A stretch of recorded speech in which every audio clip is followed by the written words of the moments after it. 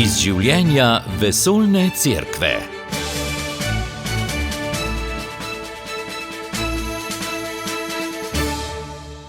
Lepo pozdravljene, spoštovane poslušalke in poslušalci v današnji oddaji Iz življenja vesoljne cerkve. Tudi danes bomo najprej spomnili na dogodke v Vatikanu, ki jih je imel papež Leon XIV v minulem tednu. Nato pa imamo za vas pripravljeni dve temi. Na letošnjo veliko noč je v veljavo stopil nov vatikanski odlok o mašnih namenih. Marta Jerebič se je o tem pogovarjala s škofovim vikarjem za Slovence v Gorici, Karlom Bolčino.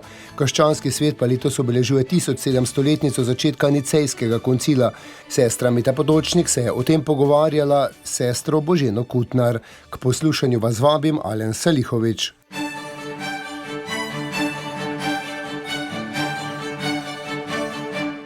Minuli teden je tudi papež Leon XIV zaradi napetosti v svetu večkrat pozval k miru. Po nedeljski molitvi angelovega češčenja in blagoslovu je dejal, da vojna ne rešuje težav, temveč jih povečuje in povzroča globoke rane v zgodovini ljudstev, ki jih potem celijo generacije. Si seguono notizie allarmanti dal Medio Oriente, soprattutto dal Iran. Vrstijo se zaskrbljujoče novice z Bližnjega vzhoda, zlasti iz Irana.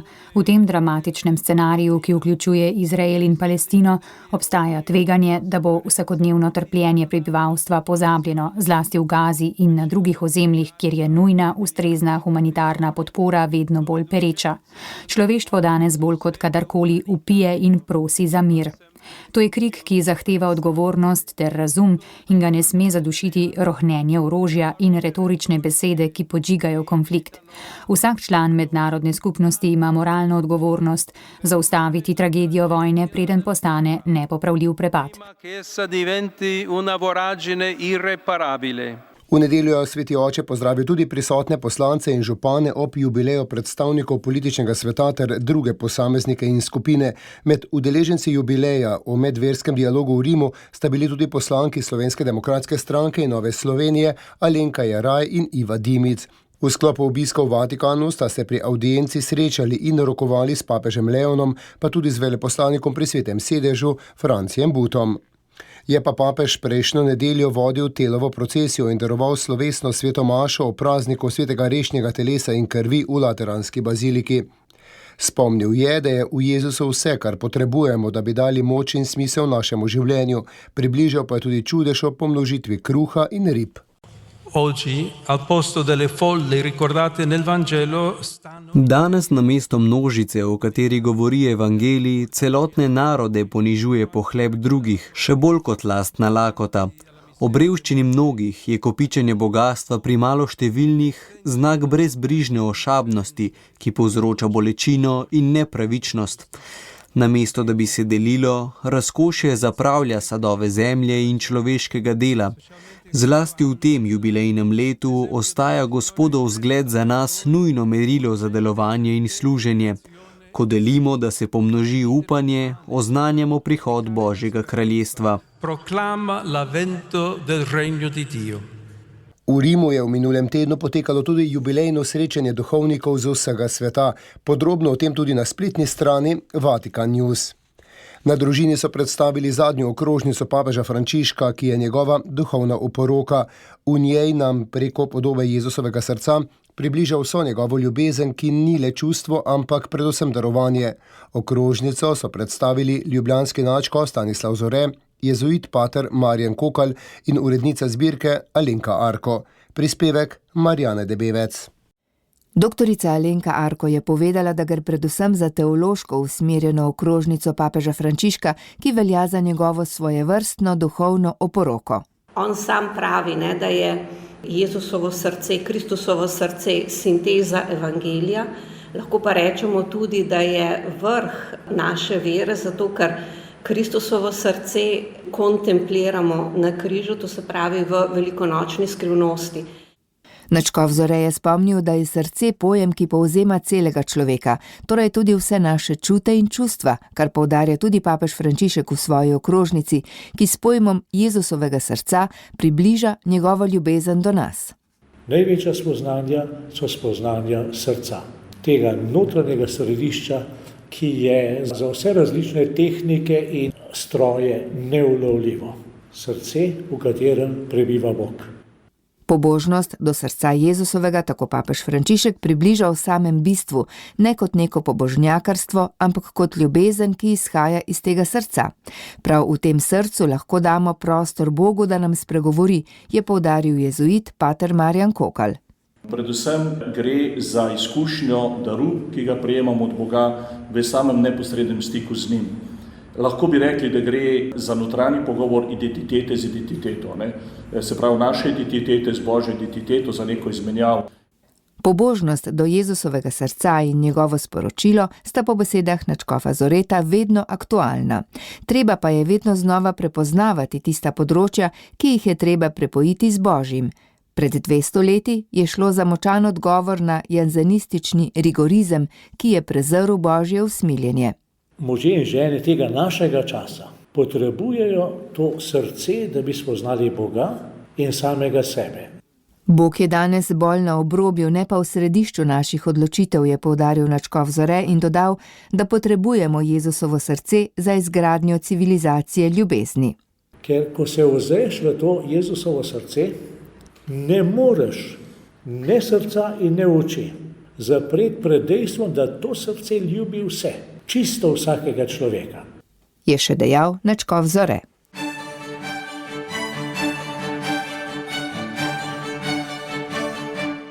Na letošnjo veliko noč je v veljavo stopil nov vatikanski odlok o mašnih namenih. Novi predpisi želijo zavarovati tako duhovno celovitost evharistične daritve, kot tudi zaupanje vernikov v ravnanje cerkve z njihovimi darovi. O tem se je s škofovim vikarjem za Slovence v Gorici, Karlom Bolčino, sicer tudi cerkvenim pravnikom, pogovarjala Marta Jerebič. Dosedanji predpisi so bili stari več kot 30 let. Kaj pa je glavna novost novega odloka? Torej, očitno je v cerkvi precej zmede glede darov ob obhajanju sakramentov in sakramentalov. Vem tudi sam, da marsikje duhovniki na lastno pest, na lastno roko določajo tako imenovane štolnine oziroma tako imenovane cene za določene sakramente. V zakoniku cerkvenega prava je jasno zapisano, da sakramentov ne kupujemo in ne prodajemo. Sakramentalov ne kupujemo in ne prodajemo, ker se to oblika posvečevanja in blagoslavljanja človeka, kristjana, kako tudi nekristjana. Zdaj dejstvo, da je to izdala kongregacija za duhovnike in ne kongregacija za bogoslužje in disciplino sakramentov, pomeni, da problem je res disciplinski in da je namenjen zlasti nam duhovnikom. Torej, če se zdaj nekoliko osredotočim na osrednji problem. Misel, prošnja, molitev za naše pokojne. Torej, v vseh evharističnih daritvah imamo tudi osrednjo molitev, v kateri se spomnimo naših pokojnih. Pri tisti molitvi je v nekaterih primerih dopuščeno ali morda tudi zaželeno, da se poimensko spomnimo nekoga. Recimo, spomni se Gospod našega brata Antona, spomni se naša sestra Marije, ki si ga sveta poklical v sebi in tako dalje. Vendar, spominjati se pokojnih, kako tudi spominjate se živih, to še ne pomeni, da mašo darujemo za pokojnega. Ker edini darovanec vsake evharistije je Kristus, ker se vsake evharistiji ponavzoči njegova krvava daritev na križu. To pomeni, da kvečemo, on se daruje nam in mi se darujemo v smislu, da se mu predstavimo, se mu predlagamo njemu. To je edino darovanje. Znotraj evharistije, znotraj tega darovanja se spominjamo naših pokojnih. Torej, ker se naših pokojnih spominjamo in ne darujemo, tudi ne plačujemo. Ne plačujemo. Seveda, ker mnogokrat, velikokrat ljudje vprašajo, Gospod, v zahvalo, koliko vam moram za ta spomin pri maši, duhovnik reče, gledajte, naš škof oziroma praviloma metropolit določa, da dar za obhajanje svete maše, spomin pri sveti maši, ne sme biti višji kot toliko, višji kot 10 evrov, višji kot 20, višji kot 30. Vi, gospa, vedite, da ste prosta, lahko da ste toliko, kako je določil metropolit, lahko da ste več, lahko tudi da ste manj. Če ena oseba prinese manj, mi smo dolžni sprejeti tisti namen in moliti po želji tiste osebe. Smo dolžni. Jaz bi sedaj ne odpiral vprašanje duhovnikove plače, ker tukaj to vprašanje sem ne spada. Ampak samo to vprašanje, ali sakramente plačamo ali ne. Sakramentov niti sveta maše nikoli ne plačujemo in ne kupujemo. In tukaj je hotela kongregacija narediti red, glede denarja. Še eno drugo stvar bi dodal. Kadar je v župniji malo evharističnih bogoslužij, malo maš, ker pač so take okoliščine, maša enkrat na teden. In je veliko prostivcev, mnogi prosijo, Gospod, spomnite se naših pokojnih pri tej maši. Lahko združujemo imena, oziroma lahko združujemo osebe, pokojne osebe, vendar pod pogojem, da prvič obvestimo vse, ki so prosili za mašni namen, da bo pač maša skupna. Drugič, moramo imeti od njih dovoljenje in sicer ne misliti, da oni se strinjajo, moramo povedati, da oni se strinjajo. In tretjič, če vsi ti dajo dar, mi lahko držimo enega od darov, ostale moramo poslati na škofijski ordinariat. Kam bo tisti denar škofijskega ordinariata šel, to pač določi škof. Za maše ni treba več, ker pač je bilo zamaševano, navadno škofe v tem primeru pošljajo denar misijonske dežele, ali pa recimo za Karitas, ali pa za vzdrževanje redi v duhov, pač bo že škof odločil kam, a ne? Ampak vsekakor, lahko dobi več namenov, tudi več denarja, za vse pokojne, vseh pokojnih se pri maši spominja, izmed teh pokojnih en dar zadrži zase, ostale darove mora dati škofiji. Vem, da obstajajo v nekaterih župnijah, nekaterih cerkvah tudi te oblike, in sicer duhovnik na začetku Evharistije omeni imena vseh pokojnih, in sicer tisti pokojni, za katere so prosili svojci ali prijatelji, da bi se jih tisti dan spominjali. Vendar, ker on obdrži samo en dar, bo maševal samo za ime ali imena, ki se nanaša na tisti dar. Ostale darove skupaj z namenom kot takim, navadno župnik odda drugam. To nima dosti smisla, pravzaprav nima nobenega smisla. Kajti, če ti pri maši nekoga imenuješ kogarkoli, pomeni, da pri maši se ga spomniš. Se spomnimo papeža pri vsake maši, se spomnimo svojega škofa pri vsake maši in vsakega druga, ki ga omenimo, pomeni, da se ga spominjamo pri maši. Torej, če ti še tisti spomin oddaš drugam, pomeni, da tista oseba ima še nekje spominjanje, še eno drugo spominjanje, kar ni grešno. Niti ni proti zakonu, ampak nima smisla, da imenujemo ljudi, za katere potem, dovolite temu izraz, ki je pač postal splošen, ampak ni pravilen, za katere mašujemo. Če ime je, maša je. Če maša ni, tudi imena ne bo. A ne?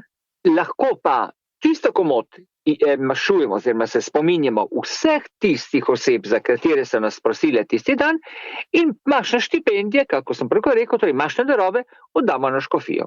In škofijo potem uredi. Škofija dobro pozna, kakšne položaji so, tudi bogatstva, revščine, potrebe in tako dalje, in škofija uredi.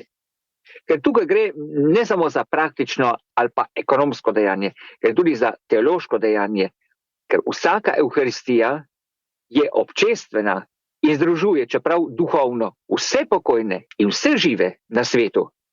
Kajti je obhajanje cerkve kot celote, čeprav res fizično smo samo tam nekateri prisotni in se med pokojne samo nekatere omenja, ampak vsaka Evharistija je Evharistija cerkve, je Evharistija Kristusovega telesa, ker se Kristusovo telo daruje, ne samo njegova trepalnica ali njegov noht, celo telo pri vsaki maši.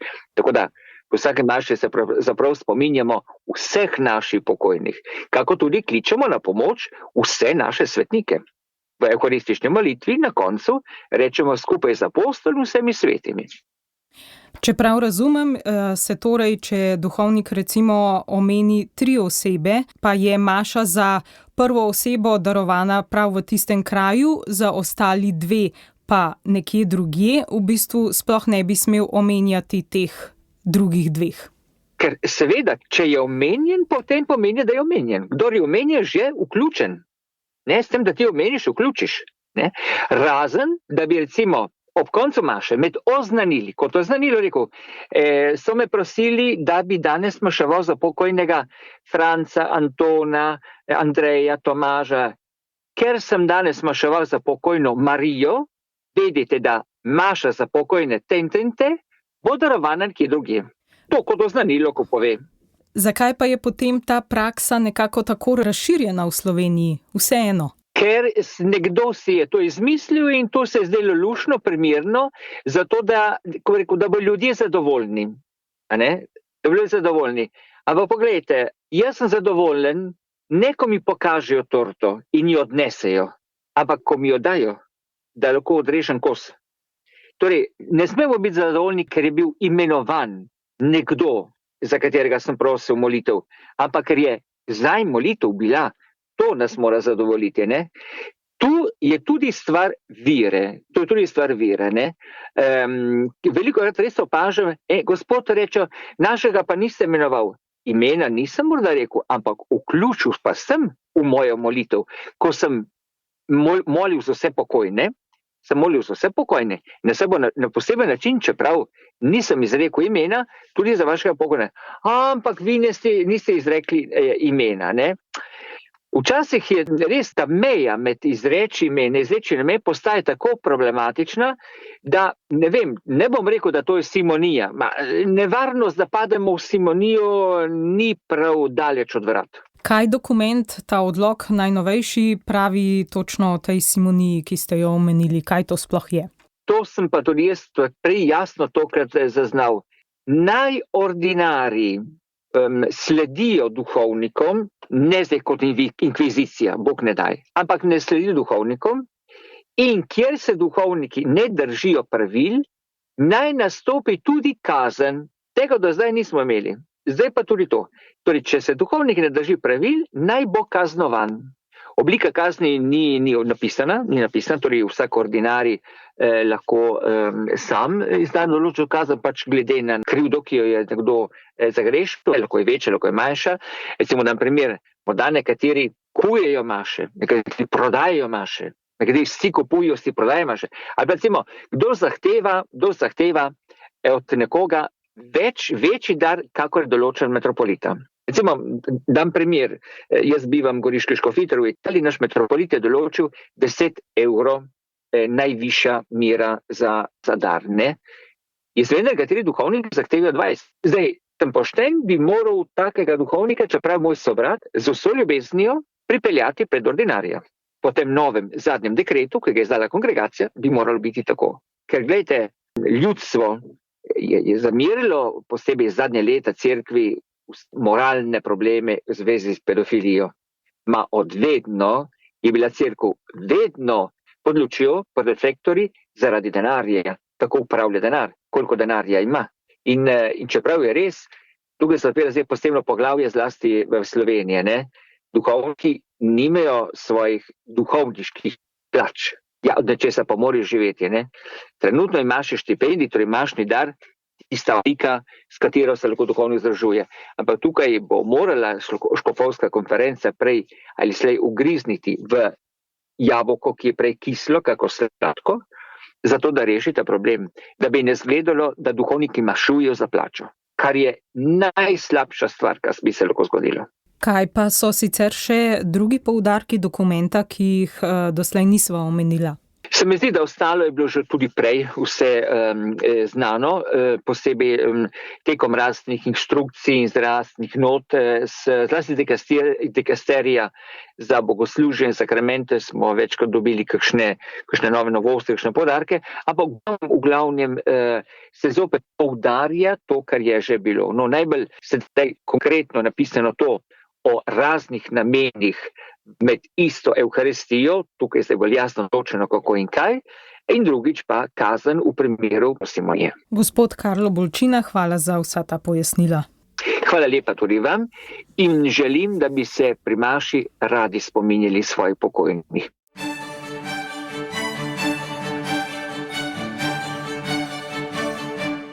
Krščanski svet letos obeležuje 1700-letnico začetka Nicejskega koncila. O tem je papež Frančišek pisal tudi v buli oziroma v dokumentu, s katerim je napovedal sveto leto, zato je sestra Mita Potočnik pred mikrofon povabila narodno delegatko za sveto leto, sestro Boženo Kutnar. Točka 17 govori o Nicejskem koncilu. Te prosim, da nam malce pojasniš, kdaj in kaj pomembnega se je takrat zgodilo za krščanstvo. Leta 325 je bil v Nikeji ali Niceji ta koncil, ki ga je sklical cesar Konstantin. Takrat je cerkev se znašla v bistvu v enem razkoraku dogmatskem, enem prvih razkorakov, arianizem je bil takrat na pohodu in širil je idejo, da Jezus ni pravi Bog, da nima božje narave, ampak da je ravno tako kot vsi ostali ljudje ustvarjen od Boga, ampak ima pa posebne darove, izjemne darove. In to je dejansko vneslo en tak razdor, en nemir med vernike in koncil je bil sklican ravno zato, da so to stvar razčistili. Arianizem je bil razglašen za krivoverstvo. In v odgovor na to in v pomoč vernikom so potem ti koncilski očetje zapisali v bistvu to prvo dogmatsko veroizpoved, ki imenujemo nicejska veroizpoved. In temeljila je ta veroizpoved na eni veroizpovedi, ki jo je po vsej verjetnosti že prej uporabljala cerkev v Jeruzalemu, in sicer ob krstu. Zato se je tudi začela z izrazom verujem. In na tem koncilu so jo potem teologi razširili in seveda predvsem poudarili Kristusovo božjo naravo, ravno kot odgovor na to krivoverstvo. In zdaj ta nicejska veroizpoved seveda je bila samo ena podlaga tisti poznejši nicejsko-carigrajski veroizpovedi, ki jo mi danes izpovedujemo vsako nedeljo pri maši. Je tudi razširjena, prej je izhajalo iz verujem, ker pri krstu vsak osebno izpove svojo vero, medtem ko v občestvu, ko pridemo skupaj, izpovedujemo skupaj, verujemo, ampak tukaj je bil poudarjeno predvsem vera različnih cerkva. Torej, da gre za izpoved ne samo katoliške ali pa ene od vzhodnih cerkva, ampak so takrat zapisali to skupno veroizpoved. Čeprav tudi danes pri maši spet izpovedujemo verujem v enega Boga, vsak osebno pristopa k temu. In to je prav ta odsev dejansko, da izhaja veroizpoved iz krstnega bogoslužja. Se mi pa zdi pomembno tukaj spomniti, da vedno, ko mi izpovedujemo vero, čeprav je zdaj danes ta veroizpoved en predmet konflikta še vedno med vzhodom in zahodom. Ni povsem ta veroizpoved, bi rekla, nekaj, kar nas združuje, še vedno nas ločuje, prav zaradi nekih posameznih izrazov teoloških. Po drugi strani pa mi ne izpovedujemo nekih besed, ampak resnico. Ta izpoved vere v Boga, v Kristusa, v odrešenje, v vstajenje, ta izpoved v osebo pa je dejansko tisto, kar nas v globini že zedinja. In je ena globlja resničnost, kot je ta navideznost, ločevanja in teh besed. Tako, zdaj, ko si nam to povedala, se mi zdi, da bomo lahko ob nedeljah in praznikih, ko izpovedujemo vero, lahko se spomnili, da je to ena zelo široka in dolga zgodba za temi besedami. Zdaj se bova dotaknili še točke 20 in 21. Tako v letošnjem letu počasi prihajava skozi to bogato besedilo papeža Frančiška. Namreč v teh dveh točkah papež govori o tem, da je umrli in vstali Jezus srce naše vere. Sestra Božena, kako naj to razumemo? Kako v tej luči tudi sprejemati smrt ljubljene osebe in kaj bo z nami po smrti? To se vse dotika te točke naše vere, To je prav to, kar vsakič pri maši dejansko izpovedujemo po spremenenju, duhovnik reče skrivnost vere. In to je tisto jedro, ki ga mi pri maši rečemo. Tvojo smrt oznanjamo, Gospod, in tvoje vstajenje slavimo, dokler ne prideš v slavi. To je to jedro spomina naše vere, ker Bog Oče je svojega sina poslal prav za naše odrešenje iz smrti. Tega ne smemo pozabiti, da smrt je tista največja sovražnica, tisto, kar ni v bistvu sad stvarjenja, ampak posledica našega greha, ne ta ločenost od Boga. In posledica greha je smrt, duhovna in telesna smrt. In ravno to je Kristus svojim učlovečenjem, smrtjo sprejel nase. To ločenost od očeta, duhovno ločenost, a ne ko na križu zakriči: moj Bog, zakaj si me zapustil? Torej sprejme to ločenost Adama in vsakega od nas od Boga in potem to biološko smrt, torej vse do groba. Ampak ne zase, za nas. Sprejel je to, kar je Adam, bi rekla, na nek način zapravil z grehom, s to ločenostjo od Boga, je vstopil v smrt, ampak kot Bog, svojo božanskostjo, ki se je prej morala nekako umakniti, da je greh v bistvu lahko nosil on posledice greha, z dejansko smrtjo je premagal smrt, pravijo mnogi katoliški pesniki, teologi, smrtjo je premagal smrt.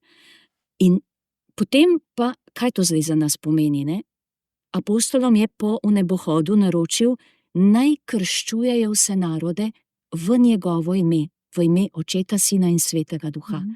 Torej, mi smo zdaj s krstom vcepljeni v to njegovo življenje, ki je šlo skozi smrt in vstajenje. In to je naš krst. Ko mi smo krščeni, smo vcepljeni v to njegovo življenje, zraščeni z njim v smrt in vstajenje. In to pomeni, to mi praznujemo zdaj v veliki noči, ne samo Kristusovo zmago, ampak tudi našo. To je tisto, v bistvu bi rekla, naše upanje. Tukaj temelji naše sveto leto in geslo svetega leta. Upanje je v stalem Kristusu, ker smo mi že del njega in ker je šel on skozi grob naprej in je v njem grob postal prehod, je tudi za nas zdaj smrt in grob ne več zadnja postaja v življenju, ampak ta prehod. In to velja za Kristusa, to velja za nas in za vse tiste, ki jih imamo radi. To nam daje tisto upanje, nas ohranja dejansko. Hkrati gre za eno veliko bolečino, ker smrt ni nekaj naravnega in zareže v naše življenje, v naše odnose. In je normalno, da je ena velika bolečina, da je žalost, da so solze, da je en proces žalovanja, skozi katerega gremo. Ampak, in to, kaj papež nas vedno znova spominja, nima ta ločitev zadnje besede. Se spremeni, odnos se spremeni, ne pa uniči. Mi je zelo močno, kako imamo mi, recimo na Zahodu, imamo dva, ki se poročita, rečeta, dokler naju smrt ne loči. Vzhodni kristjani pa rečejo, dokler naju smrt ne združi. Ker tista polna združenost potem v resnici v Kristusu. Zdaj je do neke mere smo mi povezani in združeni, vendar tista polna edinost je možna samo v Kristusu. In to je tisto upanje, ki pa dejansko nas potegne naprej in smo povabljeni, da ohranjamo odnos ljubezni, povezanosti tudi z našimi brati, ki so že onkraj smrti. Tudi recimo sveta Angela, naša ustanoviteljica, je rekla, bom po smrti veliko bolj živa, kakor sem bila prej. Veliko bolj bom delovala potem. To je tisto, seveda zavito v tančico skrivnosti, ker ne moramo vedeti točno, kaj bo, kako bo in kakšna bo ta polnost življenja potem, ampak verujemo Kristusu, mu zaupamo in se mu izročamo.